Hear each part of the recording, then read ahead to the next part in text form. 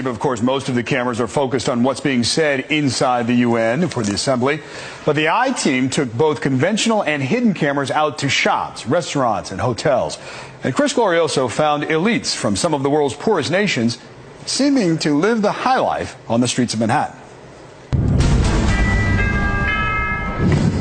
Assembly is called to order.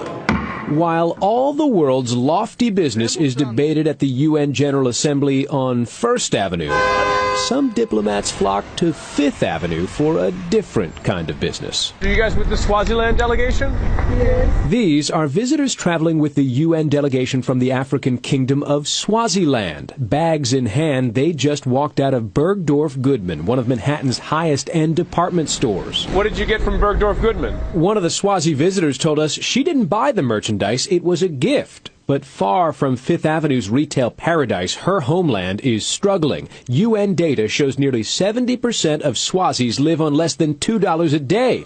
Yet the country's UN delegation stays at one of the city's finest hotels. The lavish spending is just endemic of autocratic politics as a whole. NYU professor Alastair Smith studies the politics of developing nations. He says Manhattan's Tony retail district has become a playground for the third world's ruling class. They're here for the shopping, the food, the wine, the dining. They're not here for the serious policy issues. We found the UN delegation from Togo staying at the Mandarin Oriental Hotel, where suites go for between $8,000 and $18,000 a night. Meanwhile, 2.4 million Togolese people survive on less than $1.25 a day. Members of Togo's entourage were less than thrilled to see our cameras outside the hotel. I said, no, you can do it. Why? After trying to cover the lens, one man tried to bat the camera away. No, you can't videotape me. Across town, the UN delegation from Mali chose to stay at the Waldorf Astoria. Mali is the third poorest nation in the world, according to UN numbers. Nearly 5 million people face starvation here. Still, this Mali diplomat wasn't ashamed to tell me he's sleeping in one of New York's most expensive hotels. Is it really okay for you to be staying at the Waldorf Astoria, a very expensive hotel? Yeah, Waldorf Astoria, Mali. It may be unseemly for diplomats from poor nations to live large in New York, but local chambers of commerce say there is one undeniable upside: receipts for local businesses. I don't think it's really up to us to moderate the types of spending that come from other countries. That's their business.